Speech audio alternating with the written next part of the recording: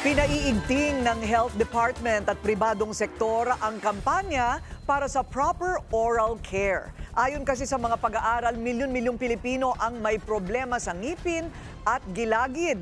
Yan ang agenda report ni Francis Folve. Lumabas sa National Survey on Oral Health noong 2018 na 80 milyong Pinoy ang may tooth decay. Kaya naman base sa 2019 study ng WHO, kasama ang Pilipinas sa mga bansa na mataas ang pangangailangan ng dental care.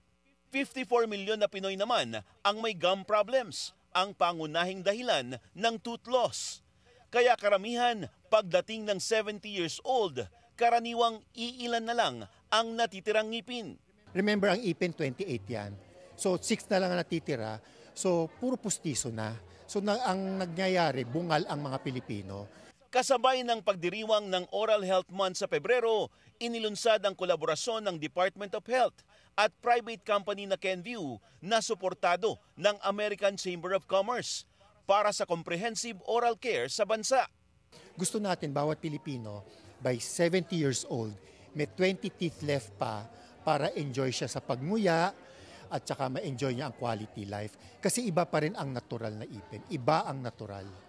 Sinimula ng proyekto sa isang forum na dinaluhan ng mga profesional sa oral at medical care, kasama rin ang ilang mga educator. Kasama sa mga tinalakay ang papel ng pamilya bilang unang dentista ng mga bata. Ang tamang pagsisipilyo 3 beses isang araw. At pag-inom ng tubig pagkatapos kumain o tuwing umiinom ng kape, soft drinks o milk tea, para maiwasang magkaproblema na nagiging sanhi rin ng mas malalang sakit. Huwag din daw baliwalain ang mga sintomas ng problema sa gilagid. One best sign is when they brush and nagbe-bleeding gums, that's gingivitis. That's the early part of the gum problem. So don't sabihin niya, mawawala din yan. Mawawala din yan. Ima-mouthwash ko lang, mawawala din yan. Maganda rin daw isama sa dental hygiene habit ang pag-gargle gamit ang mouthwash na may fluoride para makatulong sa pagpapanatiling matibay ang ngipin. Pero nilinaw ng mga dental expert na hindi nito dapat palitan ang pagsisipilyo.